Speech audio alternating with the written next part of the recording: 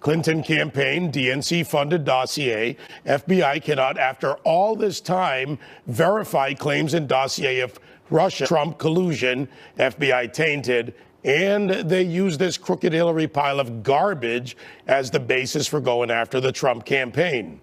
President Trump's tweet appears to be in reaction to reports that during his closed-door congressional testimony, FBI Director or Deputy Director Andrew McCabe failed to specify which portions of the dossier the FBI claims to have corroborated. There's also reported McCabe plans to retire in 2018 amid mounting criticism from Congress. Constitutional law expert Alan Dershowitz weighing in on the scandal, saying that maybe McCabe should have recused himself for any Clinton-related investigations, given his conflict of interest. Watch this. Well, first of all, everybody tells me who knows McCabe and has worked in the FBI that he's a very decent guy and was an excellent deputy director. Having said that, he should have recused himself immediately from any investigation involving Hillary Clinton because of his wife's connections to Hillary Clinton. When you're investigating a presidential candidate, whether it be Hillary Clinton or President Trump, you have to be Caesar's wife. You have to be above reproach. You have to make sure not only there are no conflicts, but there are no perceived conflicts. Not only is there no bias, but there's no perception of bias. And he didn't pass that test. And in other big news, the Washington Post now reporting that House Intelligence Committee Chairman Devin Nunes is talking with other Republican lawmakers about writing a report next year that would expose alleged, I say alleged, FBI corruption. Also tonight, a stunning report from Politico. James Baker, the FBI's top lawyer, was in contact with liberal journalist David Corn of Mother Jones. And he did this in the weeks before the outlet broke the very first news story about the existence of the anti-Trump dossier. Joining us with reaction, core national spokesman and conservative pundit, my friend Niger Innes, Fox News legal analyst Greg Jarrett, and Daily Caller reporter Kerry Pickett. By the way, all friends, great to see you here. Greg, I'm going to go to you first on this, and let's talk about this dossier for a moment. We'll put a pause on the politics and look at what you would do within the process of vetting information given to the FBI, this dossier, before you would put it to use. Look, the FBI receives a lot of fake documents all the time. It's up to them to vet it. You can't use it in a court of law unless you've verified its authenticity and confirmed its contents. If the FBI used this dossier in an affidavit in support of a search warrant to spy on the Trump associates, that's a fraud on the court. That's a crime. But you back up several months, and apparently this dossier was also used to launch the Trump-Russia investigation. And they apparently did little or nothing in the way of verifying its contents. So think about this. Funded by Hillary Clinton's campaign and the Democratic National Committee, which, by the way, is a crime under the Federal Election Campaign Act, they used this document to then spy and launch an investigation on Hillary Clinton's political opponent. It's beyond the pale of criminal negligence. And some of the people who did this, including perhaps Comey, McCabe, James Baker, Peter Strzok, and others, should be held accountable criminally if appropriate. All right, Greg, you're talking about this legal aspect, and the process is important. Kerry, the process, however, on the Hill is a little different. You're down there every day talking to the congressmen and senators. So the political aspect of this comes into play. Given what Greg just said, given that Comey admitted that he leaked information, which also is an issue that you've talked about before, Greg. What about the dossier and the use of this in the congressional point of view? Well, what's interesting here, David, is that anytime I have gone to the Hill and spoken to the lawmakers that are leading these investigations, whether in the Senate or on the House side, you've had Democrats, for example, who have been preparing almost for, and they will never say this publicly, but they've been essentially preparing for what could be an impeachment. Because anytime I have gone up to them and asked them, well, what about the conflict of interest here? What about the Podesta group? What about the issue that the dossier is not verified? The answers have always been, I haven't heard about that yet, or that's not important. On the Republican side, however, you go up to them and say, well, what about, say, the Donald Trump Jr. emails and so on and so forth? They've been more on the defensive, looking to say what can they do to defend Donald Trump to make sure that he doesn't get impeached. And remember, how did this start? This started off with, oh my goodness, the Russians ended up meddling in our elections. We have come so far from that, David.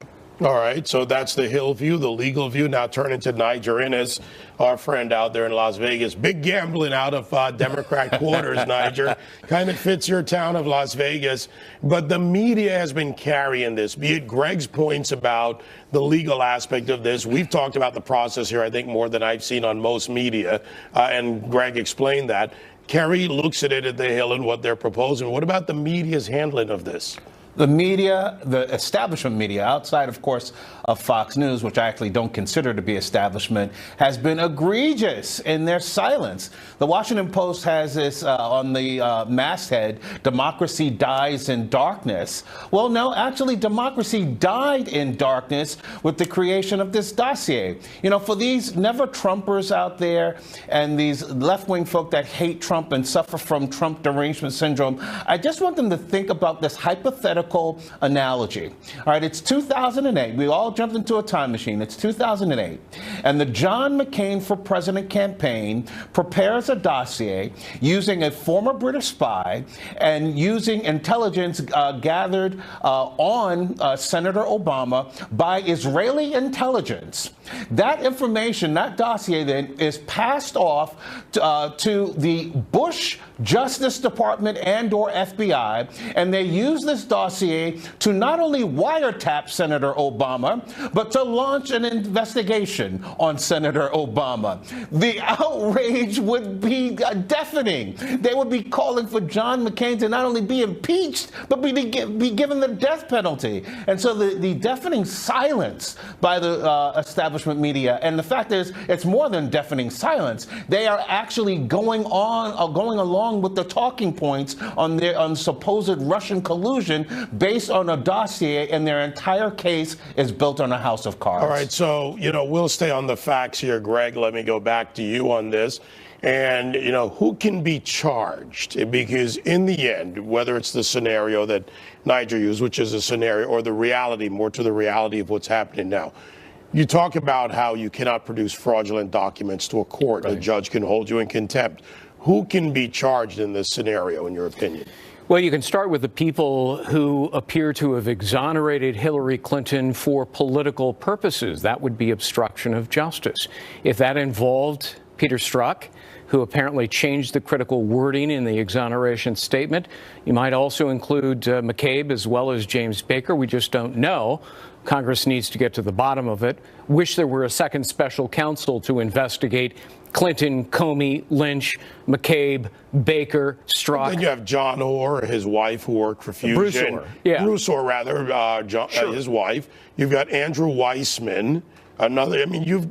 There's a cacophony of problems here in the sound that's coming out. Which is exactly why you need a second special counsel. I'm not sure that Jeff Sessions at the Department of Justice, with so many Obama holdovers still there, is capable of actually conducting a fair, objective, neutral investigation. I think there needs to be a second special counsel, and there's more than enough reason and evidence to demand one. All right, Kerry, so, we don't need the Constitution explained anymore, at least not on this show. Sure. To the audience, about what it takes for impeachment. But you were talking about charges, potential charges, or an idea of who could be charged, and back to Washington, D.C. and impeachment and the politics of this. We're ending the year and starting a new year. Is this going to change for the Democrats in Washington? I got to tell you, as far as a special counsel being called, right now you already have members of Congress calling for an investigation into the corruption right now in the DOJ into the FBI, looking to purge the problems going on over at the FBI. So I just can't see a special counsel or second special counsel being called right now. Except the problem is you can't investigate yourself. The FBI is a division of the Department of Justice, and if the corruption extended beyond the FBI into the Department of Justice, with so many people still there, you can't trust them to investigate themselves, which is why I've long argued for a second special counsel. And in fact, members of the House Judiciary Committee have sent a letter to the Attorney General demanding a second special counsel just for this. Something that Darrell Issa actually has called for as well. Yes. Yeah, all right, so let's bring Niger back in this. Again, Niger, big gamble for the Democrats. You're hearing your fellow panelists talk about this legal perspective, political perspective. But, you know, if they were to go to a special counsel, and given the IG's reports that have come out, do you think a special counsel brings us there, or does it prolong and delay the process and the constant back and forth partisan politics, which no, by the way, hinders the president's agenda? If you have a choice of firing Robert Mueller and ending that special counsel as opposed to bringing on a second special counsel, I lean heavily towards bringing on the second special counsel. Look, Mueller and the Democrats are not going to stop with this investigation. A person recently said, I forget who the commentator said it is merely just the beginning of the or the end of the beginning. So I think this is what Mueller's investigation is going to continue. It's going to go long past 2018. So I think you need a select and distinct special counsel that can examine the corruption within the FBI and examine how Hillary Clinton partisans, Democrat partisans, refuse to investigate her email and her emails being hacked by foreign entities. I mean, talk about collusion, and the fact that they did nothing to the Clinton campaign and to Hillary Clinton herself, except for, you know, smack her on the wrist. That needs to be investigated, as well as what I think is the most egregious, what we've all been talking about, which is active collaboration, it seems, between a presidential campaign of one party, a sitting government in power, presidency in power, to wiretap a presidential candidate. I mean, my God, I think that's a little bit bigger than even breaking into a hotel room in Watergate. All right, so let's take that idea to the protection of citizens with Niger, and we're going to go around the table on this one for about 30 seconds each. Greg, to you, whether it's wiretapping, what is potentially, who could be charged. When it comes to special counsel, is there anything that can be done prior to that? Is there anything that the Inspector General can do within the FBI or the whistleblower issue, which is on the table, to actually bring this out? The Inspector General can only make findings, which can turn into a referral for prosecution, but generally they don't do it. The problem with the IG is they're rather toothless, always have been. It's a historical fact.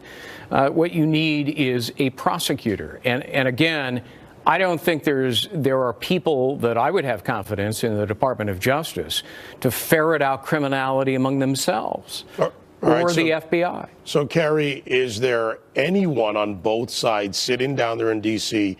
that you hear from that you say, you know what, they would lead a straightforward investigation into this, a finding of fact, as Greg talks about? David, as far as I can see right now, that they are simply looking to circle the wagons of their own parties. In this case, Republicans looking to protect Trump and Democrats looking to go after Trump. That's all that's going on right now. All right, we've got to pause it there, but never a pause for our friends right here. Niger Innes out in Las Vegas, Greg Jarrett here in the studio, and Kerry Pickett. Great to see you guys. Thank you.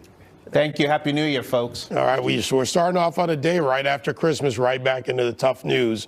Coming up, President Trump, he's having a very successful year in office, but you wouldn't know that if you only listen to liberal mainstream media. We'll show you some of the most extreme, and I do mean extreme, examples of liberal media bias. Stay with us as this special edition of Hannity continues. Fox News Channel is bringing you an all-American New Year celebration from New York City and around the country. Catch the biggest live performances and join the conversation using hashtag Fox News 2018. Kick back and watch the ball drop with your hosts Hannity and Jesse Waters live from the heart of Times Square. Our must-see coverage begins New Year's Eve at 8 p.m. Eastern, right here on Fox News Channel. Hi. A very productive year for President Trump, capped off this month after he signed that massive historic tax cut into law. Of course, tax reform is not the president's only major accomplishment. He successfully appointed a qualified originalist to the Supreme Court. He's rolled back dozens of Obama-era regulations. He's cleared the way for completion of the Keystone XL pipeline, and so much more. But if you watch the mainstream media, you'd probably have a very different and a skewed picture of the Trump presidency. Let's take a look at some of the worst moments. Yeah, I said worst moments over the past year.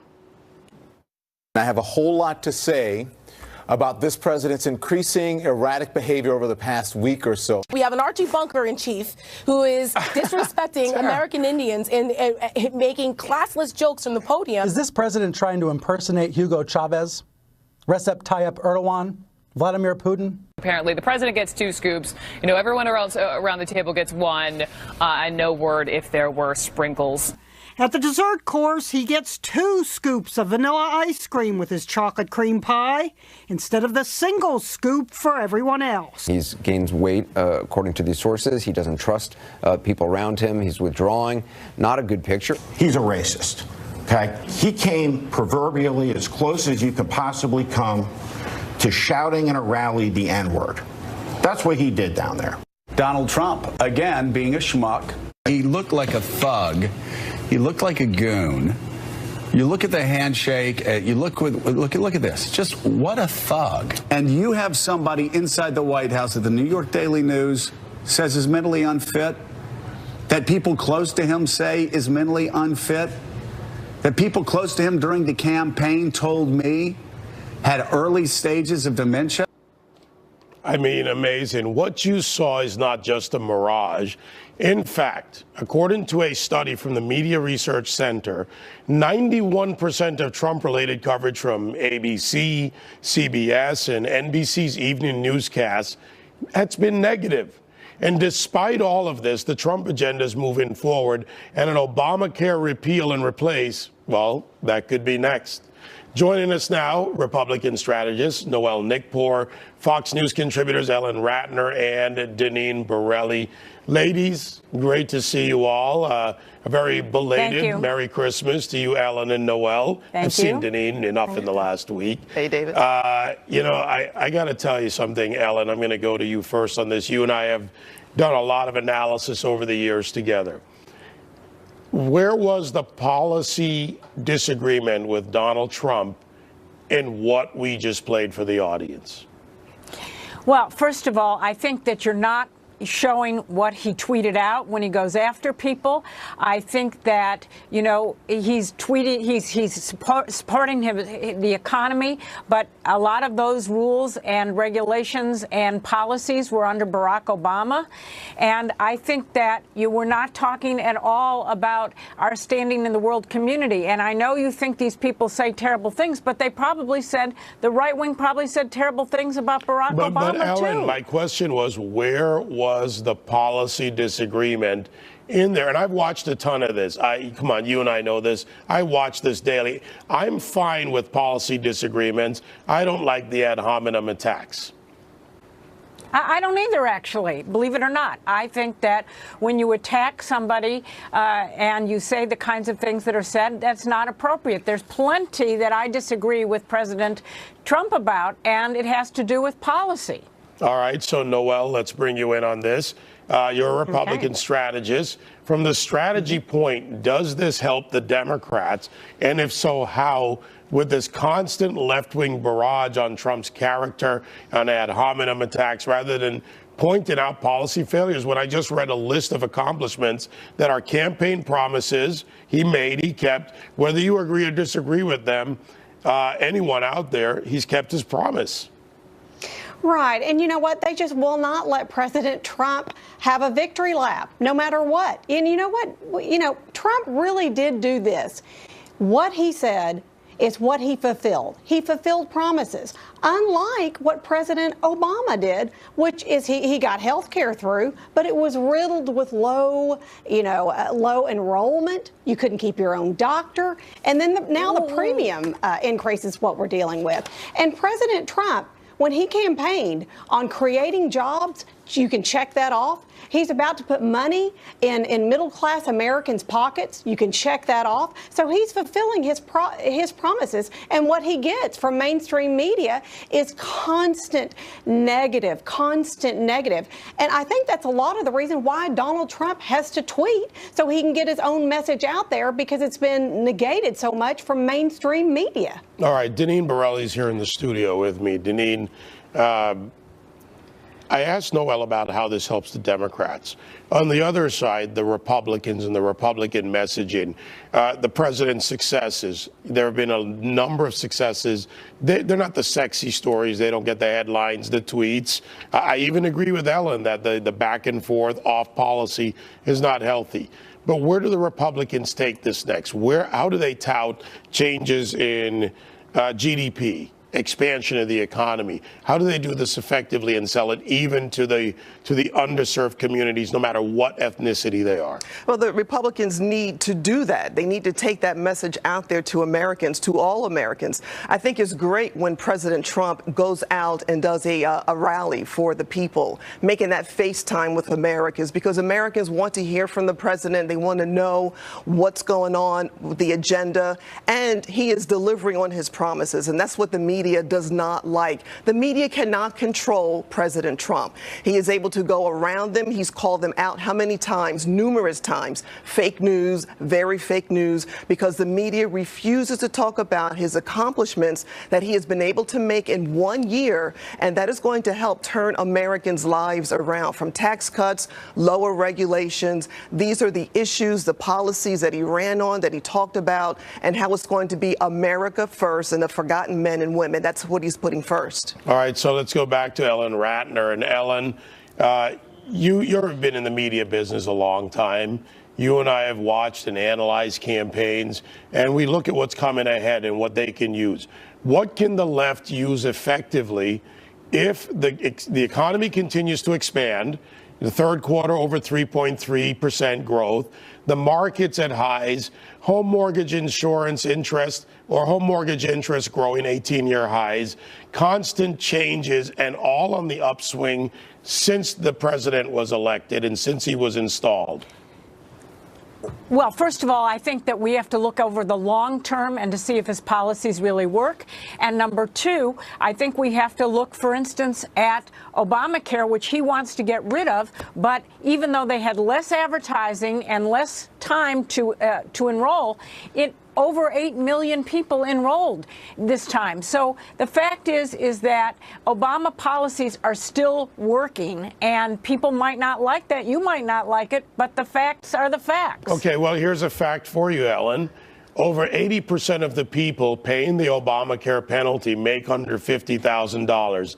That's IRS data. By rolling that back, combined with the doubling of the standard deductions for people in lower income brackets, they get to keep a larger portion of their money. They don't get hit with a tax. And to be fair, the Republicans now have to deal with portability and other issues to help the insurance industry and healthcare providers provide a better rate. So if that's the Obamacare working when premiums are going up 200%, 300% almost in Arizona, when there are rate hikes requested for next year by insurance companies starting as low as 25 up to 60%, how are those policies going to be, how are they going to use them as Democrats when people are looking at the reality of what they pay? Well, I think we're going to have to see how it does play out and whether people really do get health insurance coverage or not. And that's going to see. We're going to see why in Congress do they want to help people with their premiums, because they know that it's a very popular program. Well, popularity is to be judged by the politics. Noel, quick 15 seconds. Do the Democrats have a case to make next year?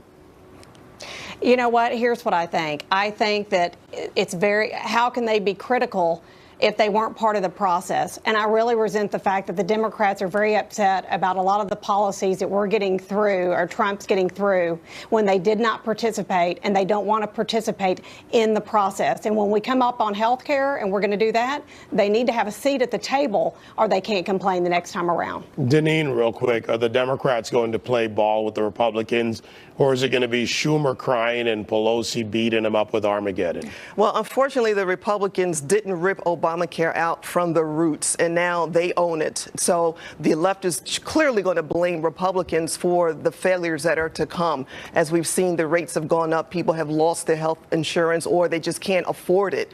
Republicans will be blamed for it, and the Democrats are just going to sit back and watch. They didn't help on tax reform. Well, the Republicans better sell success well. That's what I have to say on that. Ladies, thank you very much. Up next on the special edition of Hannity, the Trump administration and Ambassador Nikki Haley. She's doing a great job at the UN. They're taking an axe to the United Nations operating budget. We'll tell you how much they're cutting and why it is sending a major message to the UN that should not be ignored. Ambassador John Bolton and Dr. Bill Parker weigh in. That and more on this special edition of Hannity, continuing next.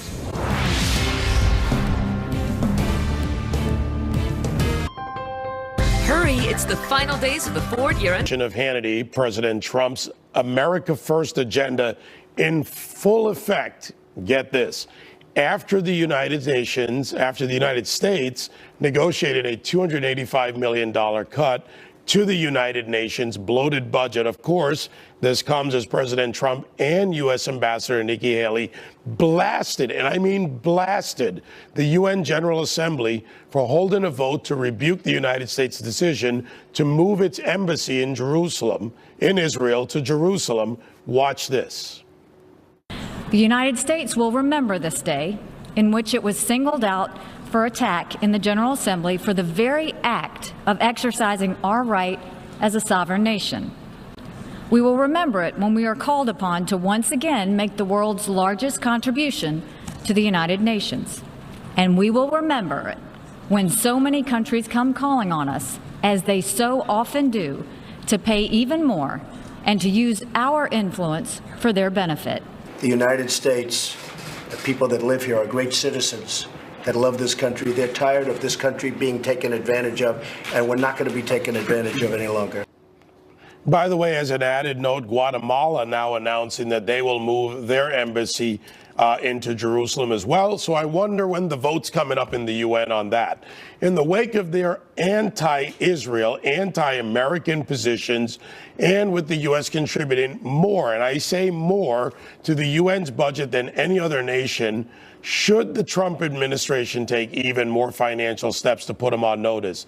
Joining us now, former United States Ambassador to the United Nations and Fox News contributor John Bolton, as well as COO of the East-West Institute and a retired U.S. naval officer, Dr. Bill Parker, who, by the way, author of a great book that I have on my shelf and I read, Guaranteeing America's Security in the 21st Century. You two gentlemen have been at work, whether in the military, in the ambassadorial corps, and in administrations doing this job. First to you, Ambassador Bolton. Great to see you again. I know where you stand on this, but I want to hear it from you. I think I know where you stand on this. What about this cut? What is it really, and what does it mean? Well, this particular cut was baked in the cake before the Jerusalem vote, but certainly it's worthwhile to get the budget lower even by that amount. But I think it provides the Trump administration with an excellent pivot point to look at the larger question of what elements of the UN system are functioning successfully and what are not, and to move away from the system of international taxation, in effect, that we're under now, where, as you say, we pay 22% of the regular budget, 28% of the even larger peacekeeping budget, and just decide that we're going to contribute voluntarily to what we think works, and either substantially reduce or zero out of those programs and offices that we don't think work. Now, this would be like a tsunami through the UN system, but if we could carry through with it, it would actually make it more efficient and more effective. All right, now there's an ambassador I know. He might have been on this show with us, or he might even be here now, Dr. Parker, who said that sometimes in diplomacy, your choices aren't that good. I'm using the cleaned up version of this. Do you think this sends a signal to the United Nations? Look, the United Nations is a very important body. There's no doubt about that. Very important. But at the end of the day, efficiency and effectiveness matters. And the reality is, as Ambassador Bolton just pointed out, 22% of that total funding came from the United States, where 9% came from Japan and 8% came from China, and the rest are much smaller. So to say we need to get more efficient and more effective, I think is spot on. We do need to take a good hard look at that. But we also need to realize how important the United Nations is to the overall body of the globe. All right, so Ambassador Bolton, as I mentioned, Guatemala now, they're announcing, and other nations are indicating they may do this, in moving their embassies to Jerusalem. Is there another story here? Have you discerned anything from this? Well, look, the government of Israel has been working on this for some time, and I'm sure they're going to try and take advantage of it. I think other countries may make that decision as well. I think the president's biggest problem, having recognized Jerusalem as the capital of Israel, his biggest problem in moving the U.S. embassy is going to be at the U.S. State Department, where they just don't like this idea one little bit. And I think the president's a real estate executive. He knows how to get things built.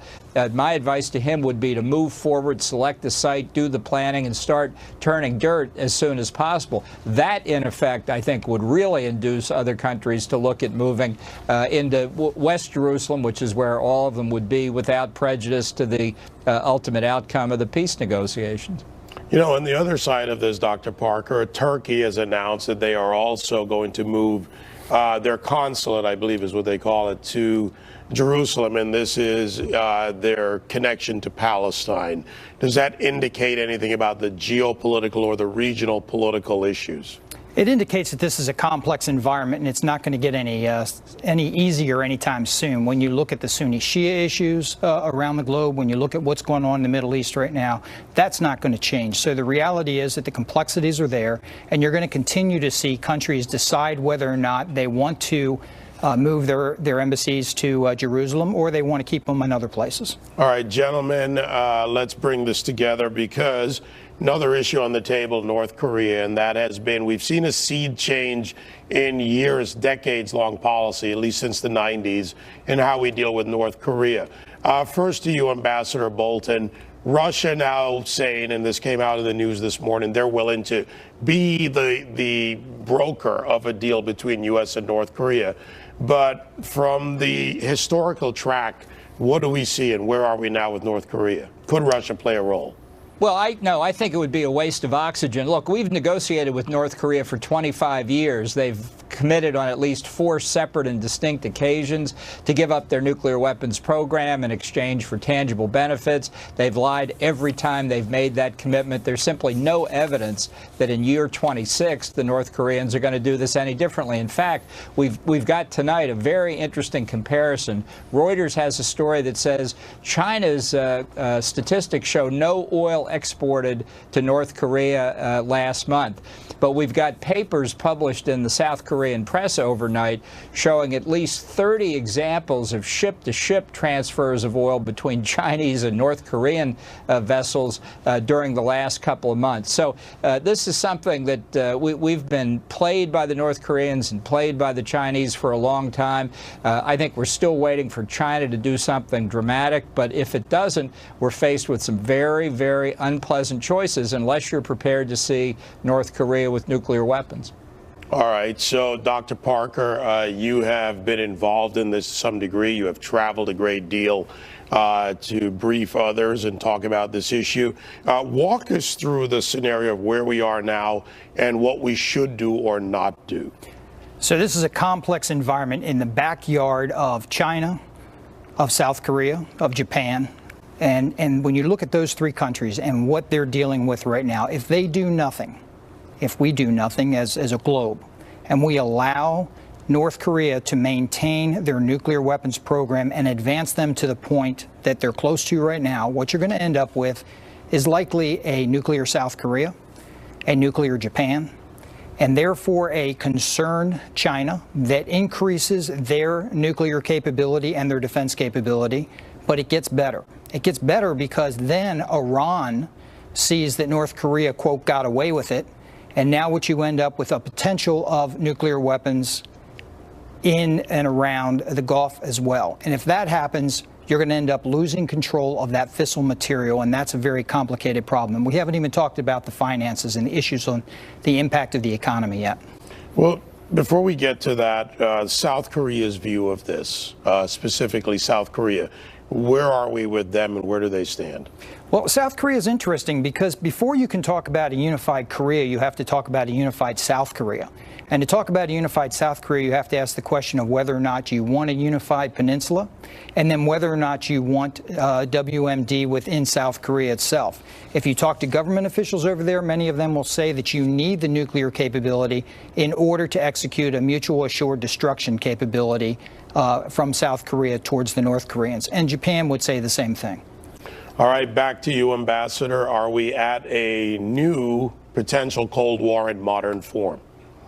Well, I think we're at a critical point in terms of the 50-year effort to prevent the proliferation of weapons of mass destruction, because if we fail to stop North Korea, and they are very close to the ability to hit targets in the United States with thermonuclear weapons, then I think that effort will have crashed into complete failure, because it won't just be North Korea. They will sell these capabilities to anybody with hard currency, to Iran if they're not already doing work together on the nuclear side, to terrorist groups if they could come up with the money, to other nuclear weapon states. And then you're going to see this proliferation worldwide. It will be a much more dangerous world. Trump inherited this. He didn't create this situation, but it will be on his watch that we either stop it in North Korea or we face a real expansion of nuclear and actually biological and chemical weapons as well all around the world. Dr. Bill Parker, CEO at the East-West Institute, and a great new book, Guaranteeing America's Security in the 21st Century. And Ambassador Bolton, you have been working hard to guarantee our security for many years. Thank you both, gentlemen. Thank you. Thank you. All right, coming up, the Democrats are setting the stage to try and impeach President Trump. Yep, I said it. If they're successful in the 28 midterm elections, can you imagine this is what they're going to do? Plus, you won't believe the new low that the left just hit. Our panel reacts, and that is next on this special edition of Hannity.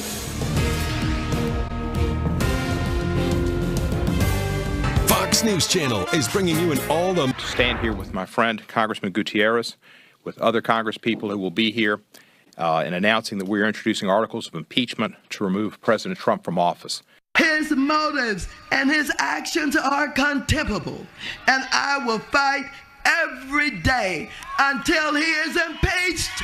Impeach 45. I rise today, Mr. Speaker, to call for the impeachment of the President of the United States of America. The President's decision to end DACA was heartless and it was brainless. The President's fitness for office is something that is being called into question. I'm very worried about his fitness. And welcome back to this special edition of Hannity. Those were examples of Democrats this past year questioning President Trump's fitness for office, even calling for his impeachment. And it's not just Democrats relentlessly going after the president and his agenda. Liberals in the media have also reached another new low. In response to President Trump's emphasis on saying Merry Christmas, Newsweek on Christmas Eve published an article entitled, and I quote, "How Trump and the Nazis Stole Christmas to Promote White Nationalism." And listen to what CNN's Don Lemon recently said about the president's use of the very phrase, Merry Christmas. This is a line that we have heard from Donald Trump many. Why does he continue? This is a dog whistle to the base because no one has ever stopped saying Merry Christmas. You know, I forgot to bring my dog whistle. I usually have that on my radio show to blow whenever I hear that phrase. Joining us now with reactions, son of the late Supreme Court Justice Antonin Scalia and co-editor of the New York Times best-selling book Scalia Speaks, Chris Scalia, and also joining us, Fox News radio host Todd Starnes and author and attorney Danielle McLaughlin. Danielle, I've got to go to you first on this. As an attorney, make the case for impeachment of the president? A president can be impeached for high crimes and misdemeanors. And as you and I both know, David, it's a political process, not a legal process. But it requires a chargeable crime. It requires here in the United States, it requires that. A high crime or a misdemeanor. It has become, I think, the public expects the level of proof that you would see in a criminal offence. We need half of the House. We need 2/3 of the Senate. Even if the Democrats take back the House in 2018, I actually still think there's a pretty low chance of it happening. Todd, yeah, look, the media's impeached him already, haven't they? Oh, absolutely. I mean, Don Lemon, who I've known for years, says it's a dog whistle. Dogs are barking everywhere. So let me say something about Don Lemon, and quite frankly, CNN, their entire network is a dog whistle for race-baiting anti-Trump bigots. I mean, it's 24/7. They really believe that Merry Christmas is a dog whistle. It makes me wonder what they think the words ho, ho, ho would be code for. But look, I want to go to this idea that Christmas is somehow, inclusive. Is that really true? Because you don't hear them talking about, well, Ramadan really needs to be more inclusive. This really is not about inclusivity, David. This is about marginalizing Christianity. So when President Trump said the words, we're gonna start saying Merry Christmas again, what he was trying to tell people was, you know what? I understand the true meaning of Christmas. Jesus is the reason for the season. That was the message that the president was trying to convey. All right, Chris, let's bring you in on this because your father, a strict constructionist, a man who stood for the Constitution, defended the Constitution, weighed in often on First Amendment issues, unconstitutional issues. It's a tough question to say what would he say, but Scalia speaks, now the son of Scalia. Your take on this? Well, I think, as you said, I'm not sure exactly what he would say about the war on Christmas in particular, but in Scalia Speaks, there are a number of speeches in which he expresses serious concern about narrowing space for public expression of religion. As my father saw it, he was an originalist, and he believed that the Constitution should be interpreted according to its original public meaning. And it was pretty clear to him that according to that original public meaning and tradition, and early practices in America, that it was totally okay for politicians and people in the public square to make religious statements and expressions. And my father was concerned that understanding was changing, and the room for for expressions of religion in the public square was getting smaller and smaller, in no small part because of the Supreme Court's own opinions, with which he often disagreed on in that front. All right, so Danielle, looking at this from what Chris just said, and, whether you like the speech or don't like the speech, whether it's tweeted a certain way or offensive to some, this is part of what makes America great. That hate is protection speech, offensive speech or offense is not required or liked. But